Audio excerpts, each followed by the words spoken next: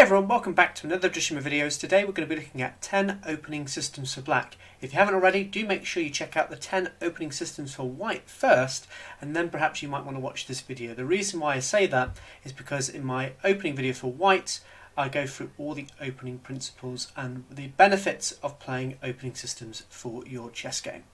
But without further ado, let's have a look at some opening systems. Our first one is a setup that you can go for with either the London system or the Colle system, but playing it on the black side. Here I've managed to somehow get the black London system. Notice I've got this triangle of pawns, I've got my two bishops, one of them within the pawn chain, the other one that's outside the pawn chain, and I have these two knights here that are well developed and ready to help push, maybe in the centre, or I've got separate plans of maybe pushing this H pawn up the board depending what white does with his king. So this could be a nice setup that you can go to, particularly if white is not playing particularly ambitiously. That said, if they do start with e4 on the first room, this setup is pretty much impossible to get, but it's just something to maybe aim for if white does not play ambitiously. So as I say, this particular setup is not always possible to get over the board, but if let's say white starts with something like d4 here and you go d5, I guess an unambitious setup for white would be maybe something like e3. Whilst it's not dreadful, it's not the worst thing he can do, it does block in his the scope of the c1 bishop. Against this you might be able to get away with f5 here. The reason why we can maybe get away with it is because white has not played c4 here, he cannot put immediate pressure on our b7 pawn. Now you don't have to develop this bishop. Once again, this bishop could be still on c8 and you try and go into some sort of Colle-like setup, or I guess in this case it would be some sort of semi-Slav setup, but if you can get the bishop outside the pawn chain, it's generally okay, because now this bishop is a lot more active in both the attack and defense, particularly in controlling at the moment this e4 square.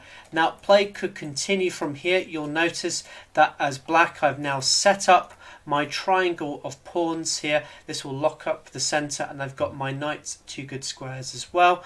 I could maybe in the future look to maybe perch a knight into this e4 square. I can even look at potentially starting some kingside operations with h5, h4, h3 potentially, depending what white does.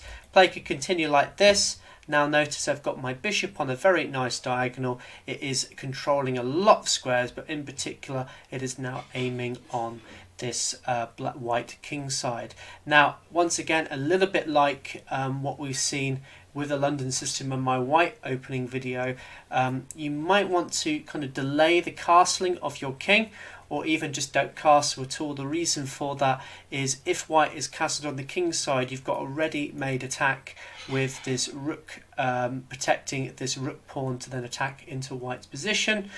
You may also be looking into maybe ideas of either perching your queen onto c7 or e7 and then castling on the long side. This will just help in getting all your pieces to the queen side as quick as possible, to the king side as quick as possible, to then initiate some sort of attack with a pawn storm. So this is an ideal setup that you could get, but as I say, it's not always guaranteed depending on what white does in his first few moves. Our second setup that we're going to look at is something known as the English rat setup. Now this is a particularly nice setup if you enjoy endings. The reason for this is quite often by playing this particular rat setup, we're going to see an early exchange of the pawns and quite often then an early exchange of queens. So if you enjoy endings, or you want to get a bit more experience in playing chess endings, this is a great one to go for. Obviously not to everyone's taste. Some people like to maybe try and avoid the endgame, although to really improve your game the most, I would recommend maybe trying this to kind of help you in playing as many endings as possible. So we're going to look at two different ways that the English rat could start out. Here, if white plays d4, at this point, instead of playing e5, because this is a completely different open, this would be the England gambit, here we play the move d6, now preparing to play the move e5, which will claim a stake in the center. If at this point white plays e4, now you can play the move e5, and it looks quite bad at this point because it looks as though white can now capture this pawn, and after the recapture exchange queens, but this is actually what we want to happen.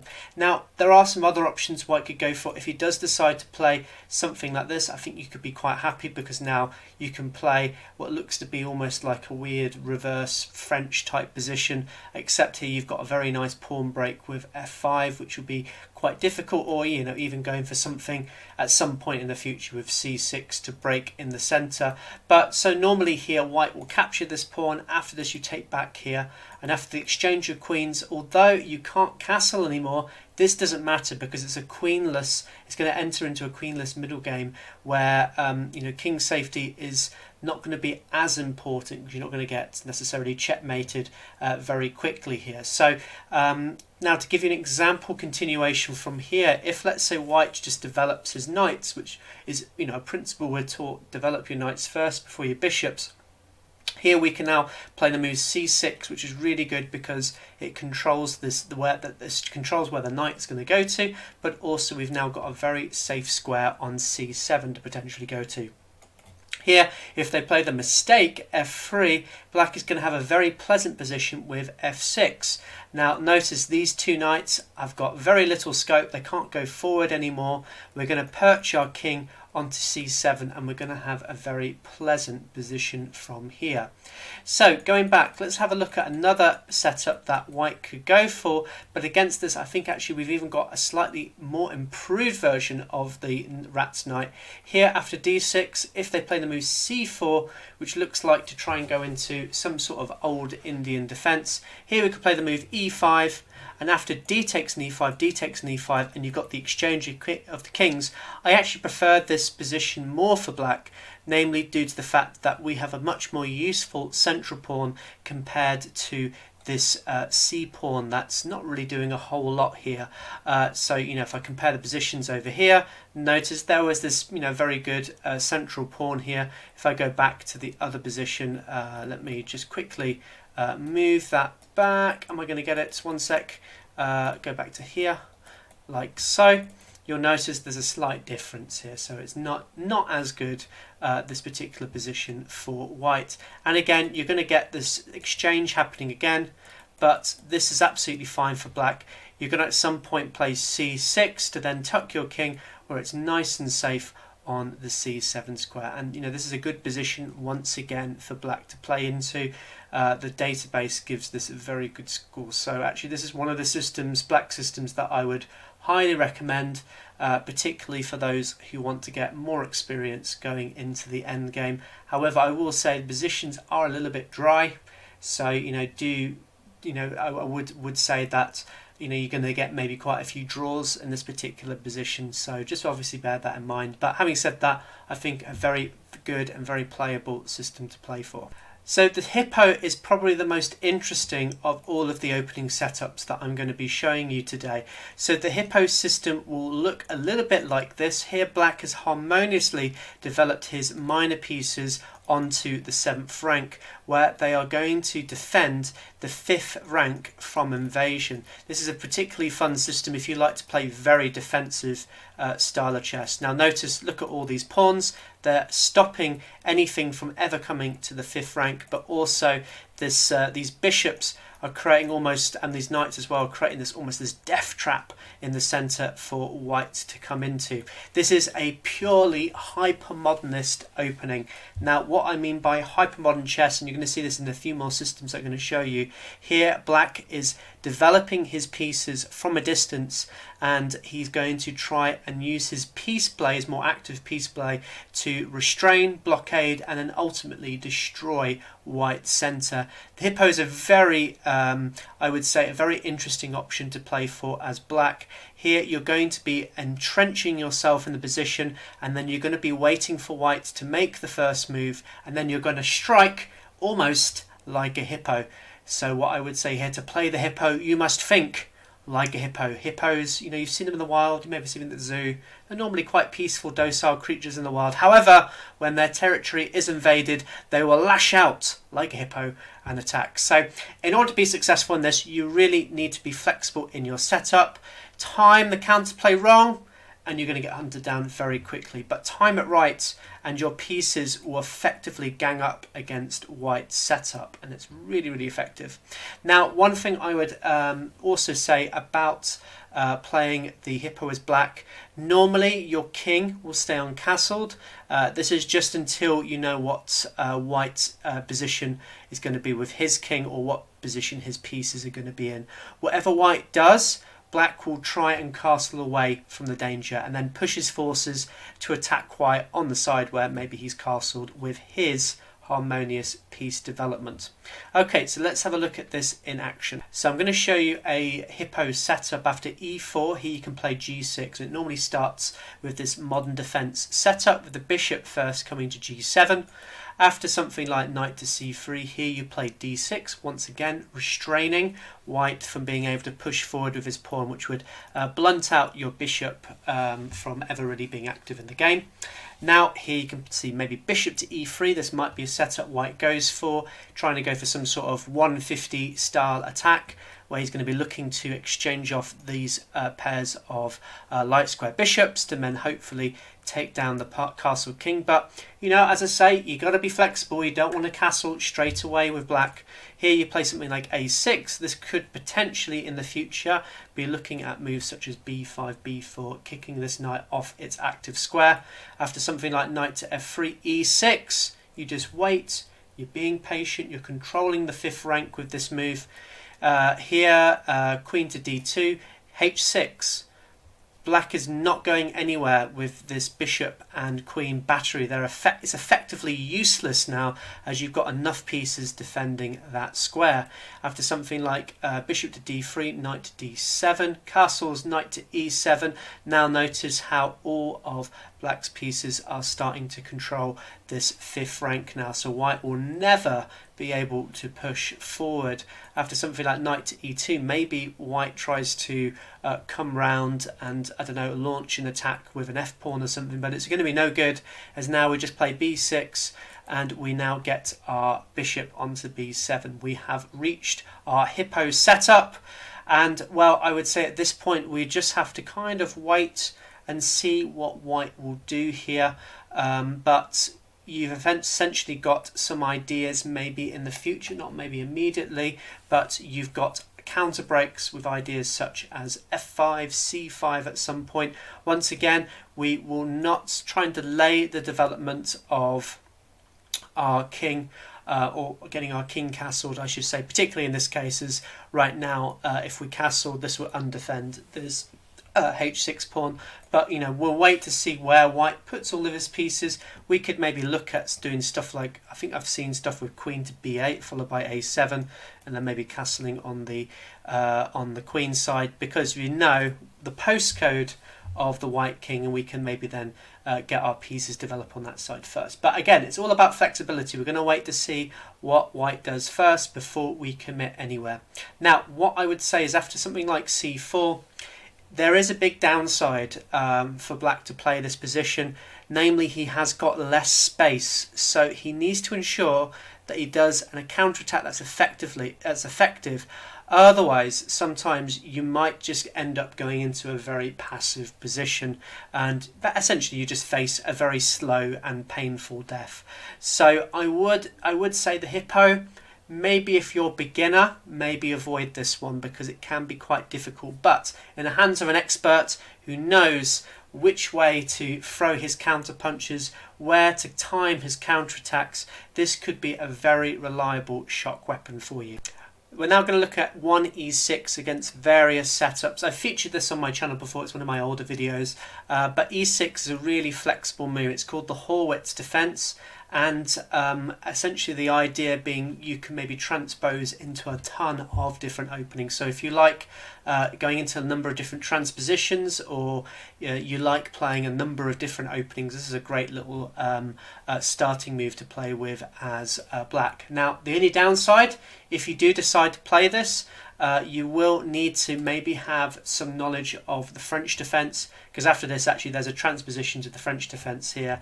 Or you might need to try and learn maybe something like the Franco-Sicilian here, which is also a fine line as well. But again, you just have to kind of learn these things if you are going to decide to play that. But let's have a look at a number of the different setups that black can get into. So once again, after e4, yes, you can go into something like d5 and go into a French defense, and you're just going to have to kind of know that sort of stuff. But you can also go into c5 here, into a Franco-Sicilian. But instead of this, if let's say they do c4 here, there's actually a number of different options now that black can play for. Not g6, sorry, you don't play g6, but here you can do some weird like little rat setups with stuff like this. You could also do knight to f6 and you go into some sort of Nimzo Indian style, or if they develop their knight onto f3, you can see the secondary plan going b6 followed by bishop to b7. We've got into a Queen's Indian defense as well.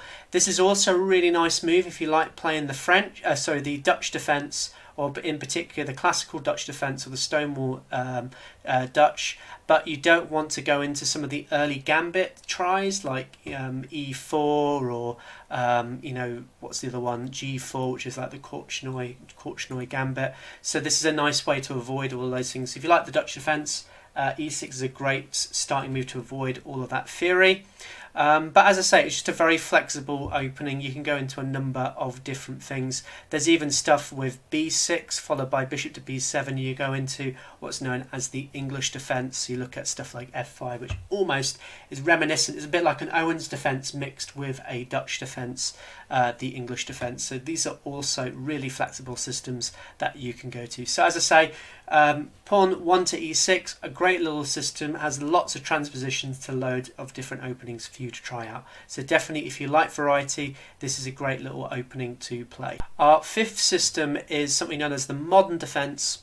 It's called the modern. It's actually over 100 years old, but well, at the time it was modern, so that's why it's called the modern defense. So the modern defense is part of what we call hypermodern chess opening theory, and once again this has the idea, a bit like the Hippo, using our pieces from a distance to try and control the center. Once again, we'll be looking to restrain, blockade, and eventually destroy. So that's the idea, that's the Nimzowitsch principle of hypermodern chess. So in this position we go for an early fianchetto of the bishop. This bishop is on its most active diagonal, so it's not a totally silly idea doing stuff like this, and we might eventually look at plans to maybe wrench open the position with something like c5, maybe d6 first, and then attack in the center at some point.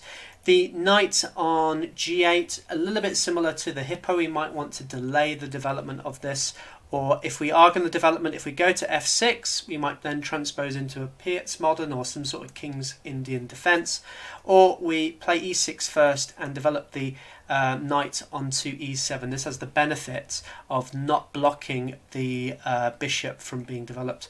Again, this is quite nice because we're going to be, once we've fianchettoed and we've got the knight out, we can do a very early castle, and it gets our king very safe in this fianchettoed position. But let's have a look at this in action. So after moves such as e4, g6, d4, bishop to g7, here we are now attacking in the center, so white always needs to be on guard of this. If I play something like knight to f3, you can see some of the different plans that black can go for. Here d6 is generally accepted as the move here, as this will now restrain these white pawns from going any further forward, which will dampen this bishop on this diagonal. Here white could just develop normally with putting his knight out. It's a very classical development from white here. Here something like a6 could be played, which it looks a bit strange, but again we're looking to maybe push this knight off its most active square. After something like bishop to e3, we can now lash out with b5, and this has a secondary advantage. Not only can we maybe push with b4 at some point, but we can also now get our other bishop onto b7. After something like this, we've got a very, as I say, still very flexible position for black. We've not opened up too many weaknesses in our pawn structure, but we're also mainly kind of thinking about, well, we're normally kind of at the moment delaying where this king is going to go to. We don't want to give the postcode away of our king immediately.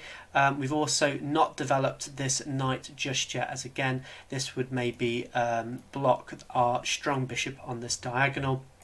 Play could continue something like knight to d7. Here castle's long, let's say.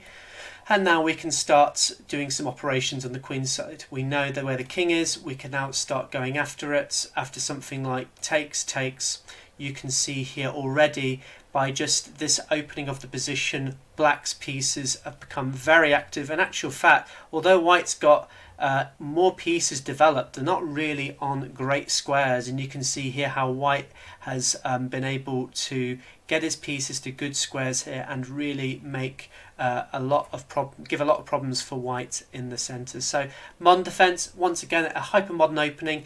You will need a lot of practice playing hypermodern positions because they don't play like normal classical positions, but you need to kind of think about your counterplay, go for the right pawn breaks, and hopefully break down the centre. So another very interesting response for black.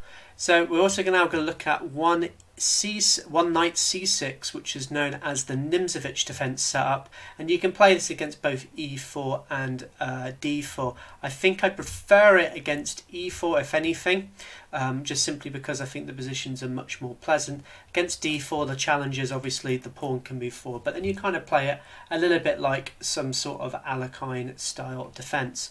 So the idea of putting the knight out very early, once again, it's looking at doing your piece development, allowing white to build maybe a big pawn center and then look to crush it later in the position.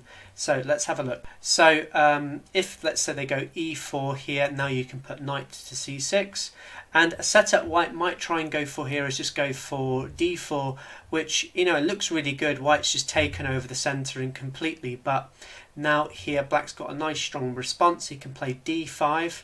If now white pushes forward with something like e5, I think he's already got a worse position for himself, as after bishop to f5, I think black's got a much more favourable position after something like c3 and pawn to e6. It's almost like a French defence, but black's like a tempo up because he's got his bishop outside the pawn chain as opposed to being within it. So I think already black's doing fine in this position, although at some point he will need to maybe move his knight over here to allow for this pawn break. So that's the only thing I would say, but I would say that black's doing fine in this position.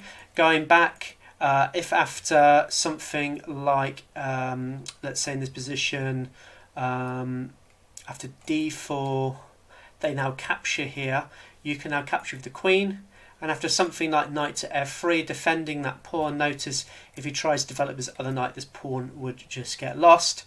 Here you can just put more pressure on this knight, and after something like bishops here, castle's long, I think black's doing fine. He's got his pieces well developed, and he's putting a lot of pressure on white's centres. This is just an example of how things could go horribly wrong for white if he is not able to develop and defend his centre properly. Going back to the starting position, if let's say you have d4, I think this is slightly worse here after knight to c6, and after d5, knight to e5. Here white builds up a big centre, but a little bit like, if you like playing the Alekhine defense, this is quite similar. Now you can play something like e6. This is now looking to try and break down the centre after something like f4 here, knight to g6. Again, this looks so similar to an Alekhine defense, except the knight's over on this side instead of on the b6 square, which you often see. So very similar to the Alekhine defense if you know how to play that.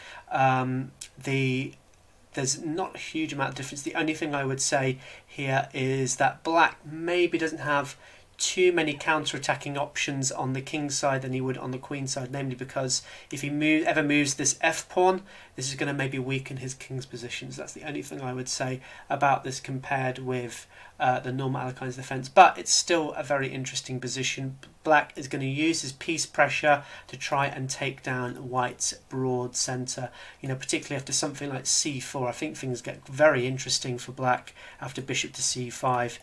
He's got much more pieces developed, and he's going to hopefully try and take down white's centre in the process. This is the old Indian setup. It's a very compact setup with black here.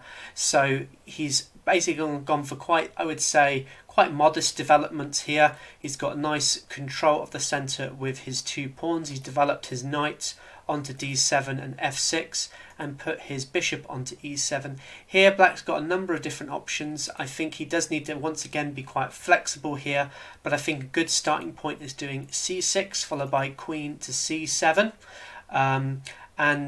Well, what I can say here is either black will castle on the short side and then do some active operations. c6 is nice because it allows b5 to be played immediately and just go for a big queenside attack. Or if white has gone on the king side, he may also just want to delay the development of his king after maybe something like this and start pushing out. Or if he can get his bishop out, maybe you can castle on the queen side. I don't know, something like this maybe. But of course, with c6 being played, that's going to hamper where his bishop will potentially go. But again, very, very flexible. You want to think about where white's going to be attacking, and then you just put your king on the other side. So you need to once again be quite reactive in how white is going to play. So let's have a look at how we can get into this setup. So after something like d4, here knight to f6 is a good start. After c4, d6, and after knight to c3, e5 straight away. Now the downside of this is once again there can be an exchange of pieces, but if let's say they do e4 here, now you can put your knight onto d7. A way to avoid that early exchange of pawns, if you don't want to go into a sort of rat defense style position, is now play the move knight b to d7, and after e4 you can safely play this, because if there is an exchange, the 2 queens aren't going to be facing each other. But going back just a moment, so instead of this, if let's say you do this and they decide to keep the position closed, here knight b to d7, after bishop to e2, bishop to e7, knight to f3, castles, and c6. This is, I would say, a bit more solid than, let's say, the King's Indian, the normal King's Indian, but it's got a little bit less flexibility in it. I think it's a little bit more passive because, namely, we've just got our pieces developed onto, like, I guess the 7th and 6th rank at this point. This bishop is never going to get out, or at least it's not going to get out for a very long time. Versus in a normal King's Indian, you might have the bishop on the g7 square, which again, it doesn't look like it does a huge amount in the King's Indian defence, but it could maybe at some point in the future influence along this diagonal, or help maybe with the queen side attack in some cases. So it's an interesting way to play. Again, you need to be very flexible, wait to see what white does before you launch your attack here.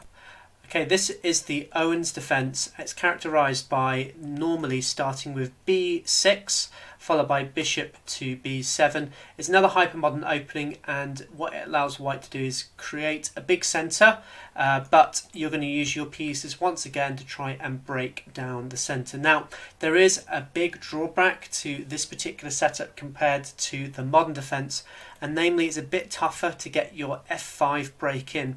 The reason being is obviously this king is going to get a little bit unsafe. When we saw it with the modern defense with g6 followed by bishop to g7, we could afford to play c5 because that wasn't weakening our king's flank. All it was doing is helping us develop our queen, which was pretty good. Here we don't have that luxury so much. So sometimes if you are going to play the Owen's defense, I think a good way to maybe start it is go with e6 first, then go b6 followed by bishop to b7. The downside of this is obviously if you do go with e6 first, white could just want to go into a French defense, and we're not going to be able to really get our ideal setup with this way. So that's my only thing I would say about the Owen's defense compared with the modern defense. So let's have a look at it in action. Once again, after e4, b6, d4, bishop to b7. Again, it's quite hard to get the f5 break because it's going to lead to the exposure of your king. So after something like knight to c3, I think this is a big mistake playing f5 here, as after e takes here, you actually can't really do anything about the pawn because you're not going to be able to attack it again. So this is already a bad move. If, let's say, instead of the knight here and this still doesn't work, as after f5 you've actually got a very famous position that's been analysed back in, I think it was the 18th century by Greco. After bishop takes, queen to h5, this is actually a lost position for black here. I think for black in this position. Oh, after bishop to g, that's interesting. I wonder if that works. But in any case, I think this is fine for white to play this way. So again, this doesn't quite work here. So instead of this, going back to our main position, so yeah, if they say play knight to c3 here, you play e6, and again you're going to be trying to break down white's big centre. Putting pressure on his centre now. This bishop is threatening to capture this knight and then capture here on e4. So this is a pretty difficult defence to have to deal with. So after something like bishop to d3 here, you can just put more pressure on the centre.